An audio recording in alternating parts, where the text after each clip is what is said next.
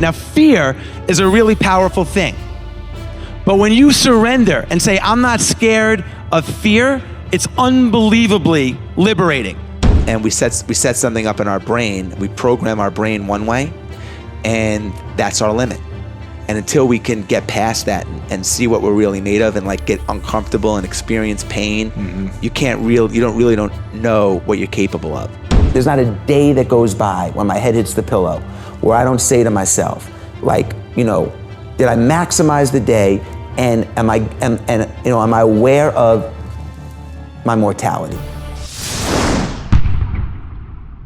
Need motivation? Watch the top 10 with #BelieveNation. What's up, Believe Nation? It's Evan. My one word is believe, and I believe in you. I believe you have Michael Jordan level talent at something, and I want you to find it, embrace it, and use it to make a difference. So let's get your motivation to a 10 and get you believing in you. Grab a snack and chew in today's lessons from a man who went from being a rapper and producing the theme songs for a number of NBA teams to becoming a best-selling author, co-founder of the world's largest private jet card company, and the owner of the NBA's Atlanta Hawks. He's Jesse Itzler, and here's my take on his top 10 rules to success. Enjoy.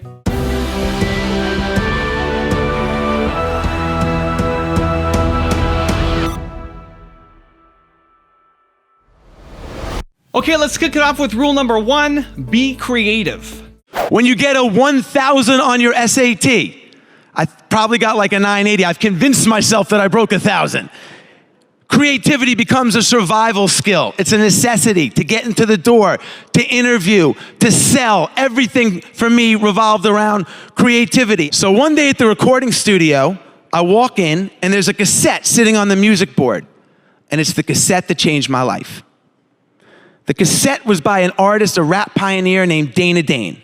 Dana was a Brooklyn-born artist. His first album was one of my favorite albums, and this was an advanced copy in the late 80s that nobody had, sitting there. I wanted to listen to it, so I asked the engineer if I could borrow the cassette, and I would bring the cassette back after I listened to it. He said, sure. A couple of days later, I'm on my way to Los Angeles to visit a friend. I'm listening to it in my Sony Walkman, if anyone remembers those. Sony Walkman, yeah. And when I'm on the plane, I read that the owner of Delicious Vinyl's favorite artist, this is a big label, Tone Loc and Young, his favorite artist is Dana Dane. So when I land in California, I cold called Delicious Vinyl. I get all the way up to the assistant of this guy. She has no idea what I'm talking about. I'm talking very fast like a New Yorker. I have Dana's tape. I know Mike's a fan of Dana. She puts me on hold. She comes back 2 minutes later and she says, Dana, if you can be here at 2 o'clock, Mike Ross would love to meet you. Dana will be there at 2 o'clock. 2 o'clock comes. Now Dana's a Brooklyn-born guy, like I said, African-American, gold tooth. Not me. I pushed now a good friend of mine though, pushed the button. I said, hey, I'm Dana here from Mike Ross. Oh, Mike is expecting you, Dana. Come right in. I walk in, they escort me into the office. Loc's record, Young's record. He's got this funky candle going. They sit me down. I'm sitting there, I'm waiting, no idea what's gonna happen. In walks Mike Ross and says to me, not as politely, who in the world are you? There's a famous quote by Harry Truman. If you can't convince them, confuse them. It works so far. So I start saying, oh, I work at the same studio as Dana. I know you're a fan of Dana. He must be late. He has an advanced tape, blah, blah, blah, blah. Can I put in my cassette that I did at Dana's studio? You have a cassette? What do? I rap. Huh? Put it in. Put in my cassette, and he says the 4 words that every artist, struggling artist wants to hear. Who's your lawyer? I don't have a lawyer. I have a dad. So I give him my dad's number. My dad owns a plumbing supply house in Mineola. I call my father when we leave. I said, Dad, I think I just got a record deal. If someone calls you, we got our foot in the door, we're gonna figure the rest out later. Get all the documents. That started a journey of getting my foot in the door and figuring it out later. A key thing in creativity, starting the process, trusting the process, and letting it evolve. Because if you don't get your foot in the door, if you don't start, nothing happens. I did it with a company called Marquis Jet. We sold it to Warren Buffett. I did it with our company, Zico Coconut Water. We sold it to Coca-Cola. Rule number 2, be aware of your mortality. At one point, I think you were writing the number of days that you had on your wrist or something like that. I stopped doing that. Why'd you stop? I'm curious. I'm just so aware of it now. You know, it was starting to freak my wife out a little bit. It's a little depressing, but for me, it's not depressing. It's like, you know, I think people's relationship with time. We talk about relationships with humans. How's your relationship with your kids? How's your relationship with your wife? You know, your dad or your parents. But we never talk about a relationship with money and time. And your relationship with time is such a key component of your life, because when you get caught in a routine, time goes so quickly. When you understand that there are maybe only 28 summers left, and if you want to truly, you know, get as much experientially out of life, it just creates a tremendous amount of urgency.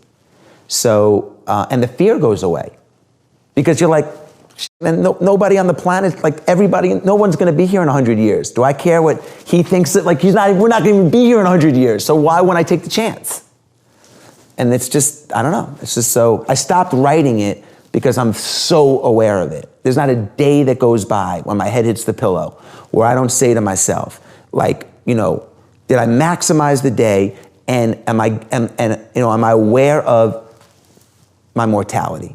And it might sound depressing, but it's not. For me, it's thrilling.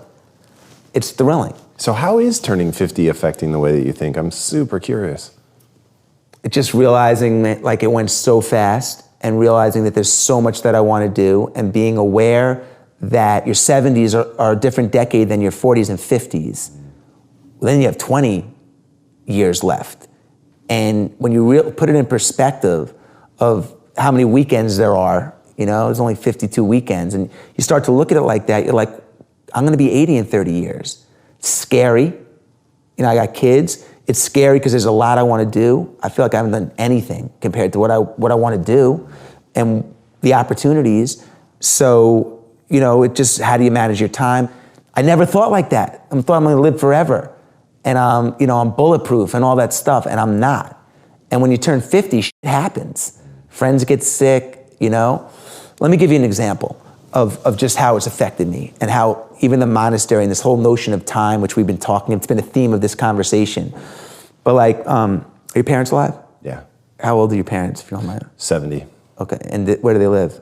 In different parts of Washington State. Okay, did you see them Yeah. pretty often? Once to 3 times a year. Okay, so let's say they live to be 78, which is I hope they don't, but let's say that they live to the average age. So you see them you said 1 to 3 times? Yeah. Okay, no you don't. It means you're gonna see them 16, if you see them twice a year, you're gonna see them 16 more times. Right.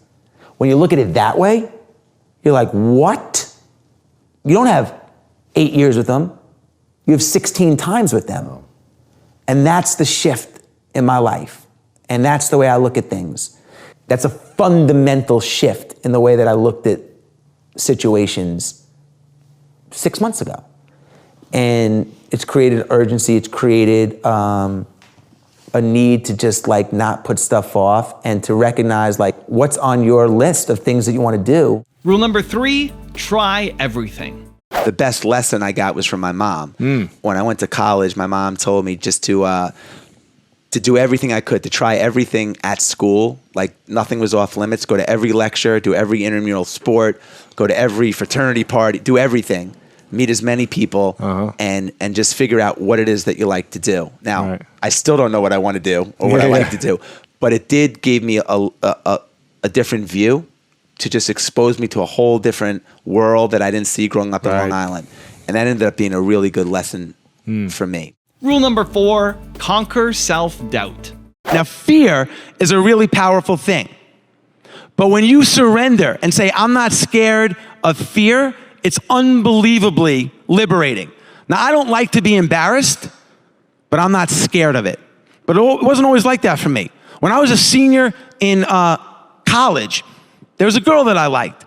I had to have my roommate in college call her up and ask her to go to the formal as me. He literally called up and said, hey, this is Jesse. That fast forward 20 years. I like this girl. I'm trying to court her. She's the founder of Spanx. I call her assistant at Spanx, And this is the same time that I'm about to run a 100-mile race nonstop in 24 hours for charity. I call up, I get to the assistant, and I said, can you tell Sarah that I would love to wear Spanx if in this 100-mile race if she would give me a testimonial for my website? I don't want a testimonial, I want a Sarah. Obviously, the assistant goes, hold on one second, puts me on hold and says, Sarah, there's some lunatic on the phone that wants to run 100 miles in Spanx. She says, I think I might know that lunatic. And a year later, she married the lunatic. But in between that time when my roommate had a call to ask this girl for a date, to when I got Sarah, I call it like the lamb mentality and the lion mentality, there was a lot of self-doubt. And self-doubt is probably the biggest enemy to creativity. And the way you conquer self-doubt is by doing things that make you uncomfortable. Rule number 5, do the impossible. I just realized that I'm an adrenaline junkie. I love newness. I love challenges. I mean, that's what makes me feel most alive. And I discovered that early on when I was trying to get a record deal and just getting rejection. And I had no connections. My dad owned a plumbing supply house in Long Island where I grew up, and we weren't connected to the music world. And I just loved the thrill of trying to do what everyone said I couldn't do. There's no way you could, all my roommates in college were writing their resumes and sending it out to all the companies. They were like, why aren't you writing your resume? We're all like typing our resume. Why aren't you working on it? I'm like, because I'm gonna get a record deal. And Obviously. when they said, no, you can't, it just fueled me more to want to go out and get it. Rule number 6, be disruptive. What happened after the music success? You're reinvesting and you sold the company. Did you stay in the music world? Did you branch out? Well, we sold the company to a public company. Yep. And the owner of the public company, a guy named Bob Silliman at SFX, had a private jet and invited my partner and I on a trip. We were the youngest company that he bought, as far as we were 25 or 26 years old when we sold the company. And he took a liking to us, kind of like young guys, invited us on a trip and went on a private jet. And as soon as we got on the plane, we kind of looked at each other and like, how in the world do we do this more often? Like, how do we get this? Right. And ultimately, that one trip led to a private jet business that we started called Marquis Jet. So you just decided that you're going to launch a jet company. Well, we had the idea because we wanted to use it. Right. So we're like, you know what? Even if no one else signs up for this thing and we can fly on a private jet, that would be a win. But it's a completely different skill set and business and industry that you didn't have any experience in, I'm assuming, right? I mean, that's kind of a theme for me. I mean, I think one of the things as I look back on my life, and I was in music, I was in private jets, I've been in coconut water and all these different things, sports, is that I had no prior experience in any of that. And it ended up being the best blessing for me because no one taught me or told me how to do it. So it was guaranteed that it would be done differently. Interesting. And that was, it guaranteed that it would be creative and different and unique. So no, neither my partner and I had any background in, I mean, we couldn't even make a paper airplane. Right. And we're getting this, and we didn't have money to buy a plane. So and you weren't a pilot either, I'm assuming. No. Okay. But we had an idea. And you had a passion for it. We had an idea, and intuitively, I think we both knew it would work because we knew if we wanted to use this product, that probably a lot of people would want to use it. And how could we make it more affordable and bring it to the masses? So what did you do? Tell me the problem and then what the solution was you guys Well, the created. problem was there was only 3 ways to fly privately at the time. You could buy your own airplane, which is incredibly expensive. So expensive, yeah. It takes out 99.9% of the world.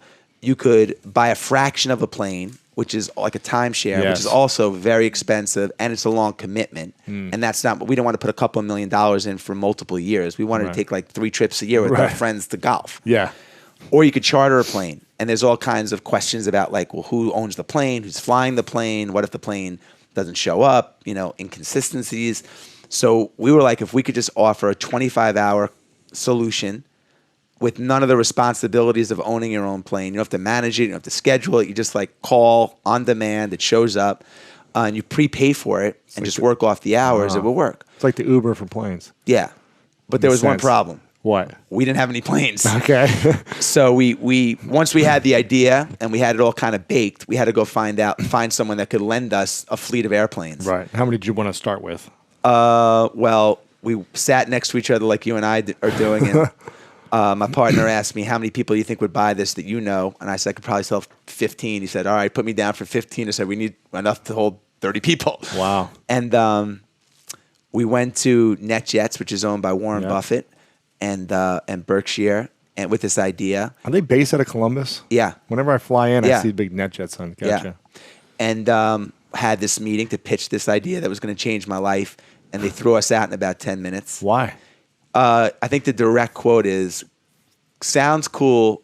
If you guys think I'm giving two 27-year-olds my fleet of airplanes, it's not happening. You're out of your mind. Yeah. And but his partner came out after the meeting and said that was a great meeting. I said, what are you talking about? We got thrown out in 12 minutes. He said, Rich Santulli, the CEO, doesn't give anyone 12 minutes. And I said, if you guys kind of just do this, change this, do this, Come let's back come back and let's try it again. So we did, but instead of coming back with a deck, we brought in our own focus group. We literally just lined up like 8 chairs of athletes, entertainers, agents, People lawyers. who could afford it. Right. And one by one, they stood up and explained why they wouldn't buy their own plane, why they wouldn't buy a NetJet fraction, Wow. and why they would buy this card. Wow. And we got a deal. And then a year later, you know, I think we had more customers than NetJet. Rule number 7, put yourself first.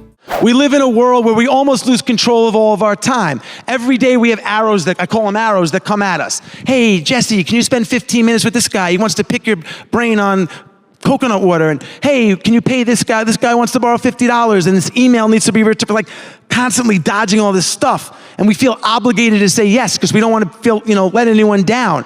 And we lose control of our time. How could you be productive, have a vibrant life, be successful if someone else controls all your time or you're filled with clutter? So I did a very simple thing. We can all do it. I drew a pie chart, okay? I said there's 24 hours in the day. I sleep 7 of them. That leaves 17 hours in the day. I take 3 of them for me. And those 3 hours could do anything that I want. It could be I'm going for a run, a steam, I'm doing nothing. I'm doing my emails, I'm reading. But I don't want to resent my wife. I don't want to resent my boss. I don't resent my partner for taking away the things in my life that I love to do by controlling my time. 3 hours for me. The average American works a 40-hour work week. That's 8 hours a day. 7 for sleep, 3 for yourself, 8 for work. Guess what? You got 6 hours left in the day. All the clutter's gone. Now, of course, you have to commute. You have dinner, you have family, you have meals. The point is, you can be incredibly productive, incredibly creative, incredibly free when you take control of your time. When you figure out how you want to attack your time over the course of a week. Rule number 8, focus. I thought a monastery would just be all prayer, reflection, meditation, and a meal a day or something. But a huge part of it is manual labor because they have to keep the lights on. And the monastery that I went to, which was not Buddhist, it was Russian Orthodox. They were the largest breeders of German Shepherds in this country. And I remember the first day my job the first day was to be a distractor. So they were training one of the dogs and I had to like run in front of the dog and try to like get him off of his game to simulate traffic in the city or distractions.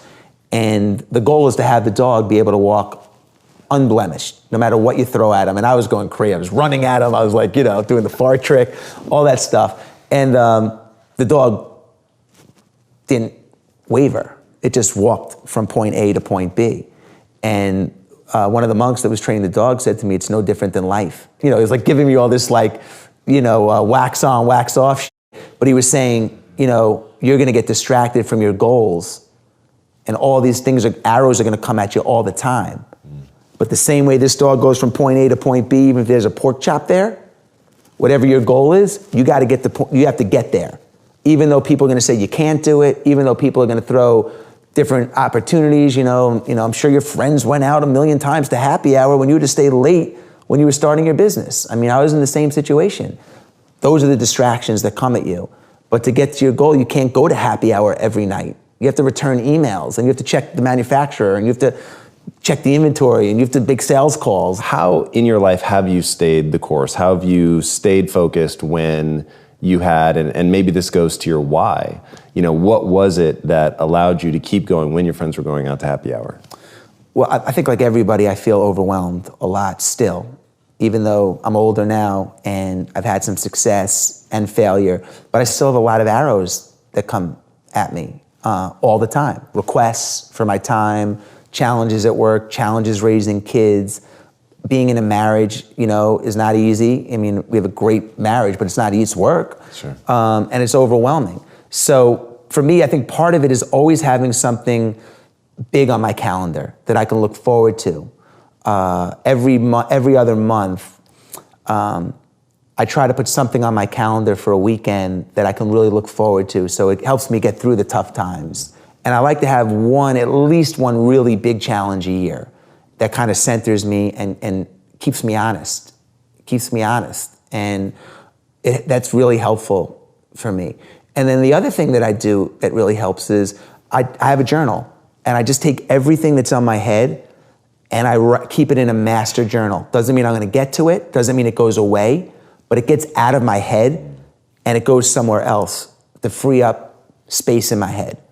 And then I'll just work it off, or I'll prioritize it from the master list. But just the act of taking all the stuff that's in your head, putting it on paper in one place where it lives, is like really freeing and energizing. Rule number 9, my personal favorite, break your limitations. Why the point of having a SEAL live with you? This book's called Living with a SEAL, 31 Days, Training with the Toughest Man on the Planet. And I watched a few videos on this guy. He's a freak. But why did you decide to have him live with you? When he first moved in, he comes into the house and he has a little knapsack for 30 days. If I go away for 30 days, I'm checking 2 bags. Yeah. He has this little like Huck Finn For 30 days knapsack, with all his clothes and everything? And his whole life in the bag. And I said to him, his name is David Goggins, so if you're listening and you know him or you want to Google him, I said, in the book I referred to him as SEAL, but now, he's out there. So he came to the house and I said to him, hey, here's your room, I'll show you around, make yourself at home, and my home is your home for the next 30 days. And he said, no. He said, I don't have a home. And I said, no, make yourself at home. It's an expression. And he said, I don't operate in expressions. wow. And that was sort of like, okay, let's start. So that was kind of our opening act. No settling in, no, yeah. And then we went down to the gym 5 minutes into our 31-day journey. And he said, I want to see how many pull-ups you can do. So I said, all right. So I guess to kind of get a level of like where I was at. And I am not a strong guy. So I did maybe 8 pull-ups, and then I dropped down, and he said, all right, wait 30 seconds and do it again. So I waited 30 seconds, got back up on the bar. I did like 6. He said, all right, one more time. And now like I'm starting to feel it. Like I don't think I can even get back up on the bar. And I get 3, but 3 like, kicking, getting my chin over, like whatever I could do to get over the bar. So I said, all right, what's next? He said, what's next is we're going to stay here till you do 100 more. Oh my gosh, and I said, you're doing one at a time, essentially. Yeah, and I'm like, come on, man. Like that's great on paper, but I physically can't do 100 more. And that was our start of many lessons that I learned, because I ended up doing it one at a time. And what he taught me was that so many of our limitations are self-imposed, and we set something up in our brain. We program our brain one way, and that's our limit. And until we can get past that and see what we're really made of and like get uncomfortable and experience pain, you don't know what you're capable of. Yeah. So that was a really good lesson for me. And every day was a lesson like that. And rule number 10, the last one before a very special bonus clip, is use the 40% rule. One of the things that Seal said to me, and it's in the book, and one thing that people have said that really resonated with them, he would say that when your mind is telling you you're done, you're really only 40% done. And he had a motto, if it doesn't suck, we don't do it. And that was his way of every day forcing us to get uncomfortable, to figure out what our baseline was and what our comfort level was, and just, turning it upside down. The 40% rule, maybe it's give or take a little, but look at a marathon. Most people hit the wall at a marathon at mile anywhere from 16 to 20. And, 99% of the people in this country that run marathons finish. And they predominantly all of them go through this, hit the wall. So where does that extra 50 or 60% or whatever the number is come from? I mean, It's their brain saying, I'm done, I don't want to continue, but their will saying, you know what, let me get to the finish line. So we all have that will. It's just a matter of how do we apply it to not just the once-a-year marathon, but to our daily lives and make it, apply to a variety of things. Now I've got a really special Jesse Itzler bonus clip on how to do things yourself that I think you're really going to enjoy. But before that, question of the day, I want to know which clip added more value to you. Break your limitations or put yourself first. Let me know. Leave in the comments below. Thank you guys so much for watching. I believe in you. I hope you continue to believe in yourself and whatever your one word is. Much love. I'll see you soon and enjoy the bonus clip. I thought 22 years old, 21 years old, that, they had these great mega artists that all I had to do was sign the deal, and whatever I put out would be a hit. But, as you know, it doesn't work that way. Exactly. And that was another quick lesson that, you really have to do it yourself. The label was so busy with other stuff, and, that I really had to, I realized that I should have done more on myself, and it didn't go as I thought it would go, and I didn't get picked up for a second album. And do you know how many sales it did, or not enough to get picked up? Okay, gotcha. Whatever that number was, it Sure. wasn't enough. And I had nothing on my resume other than I was a kiddie pool attendant that summer that I was riding my bike to the studio. So now I have no record deal, and the only thing I put on my resume is kiddie pool attendant and failed rapper. And that wouldn't really do it. So, sometimes when you look at something that's a failure, it's sort of just life's way of tapping you on the shoulder and saying you're off course. And I felt like I was in the right world, but just a little bit off course. And if I called an audible but stayed in and I ended up doing jingles. And that I read that, yeah. For like NBA teams, or I started doing theme songs for professional sports teams, which was a niche that sports music that didn't exist. Really created this category of sports music, which can be profitable. Jingles can be profitable, right? Yeah. I mean, not for me, but for most people they were. Sure. The first song that I did was a song for the Knicks called Go New York Go in '92. And it was a theme song for the Knicks. They paid me $4,000. And it became the #1 song on New York radio. It was a huge hit.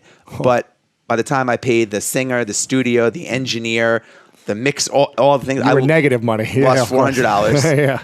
And but every team that came to Madison Square Garden would say, "How do we get a song like that?" And I realized, well, hold on, $4,000 times 50 100 professional sports teams. That'll work. bad. I'm not making anything now. And I started doing that. That was my little thing. And I did about 20 or 30 of them and came up with the concept. The songs became really in demand. There was no way to get them. They were played on radio. So if you were a Knicks fan and you wanted the song, you couldn't get it. So my partner and I came up with an idea to sell this song, with all the other songs they play in the arena, with great moments in team history in between it, like a musical program. And we sold a shitload. Can I curse on this? That's fine. We sold a shitload of records. That's great. And that was my first kind of taste of having a little bit of loot. And after 1991, 92. 93, when Jordan came back, we did a song for the Bulls called Right Back In It. When Michael came back, sold 500,000 Bulls CDs, which was a couple $1 million, and then took all the money, and which was probably the hardest thing I ever did in my life. Took all the money, and instead of going to buy a car or a house, which is what I wanted to do, we reinvested it in exclusive deals with all the sports leagues to do these team-specific compilations, and then sold the company to a public company a year Wow. later. So that did really well, and financially, when you did all that, that's amazing. Yeah, that was it. If you tell yourself a story long enough, you start to believe it. And once you believe it, you act like it. I have tussled with a whale, I done handcuffed lightning, throw thunder in jail. Now you know I'm bad. Only last week I murdered a rock, injured a stone, hospitalized a brick. I'm so mean I make medicine sick. The fundamental key to success is It can take between 18 and 254 days of taking action for a new habit to stick. I've created a new course called 254 Confidence, where every single day for 254 days, I will be sending you a video between 30 seconds and 5 minutes long that you start your morning with around making you feel confident. It's absolutely free. Check out the link in the description below to get access.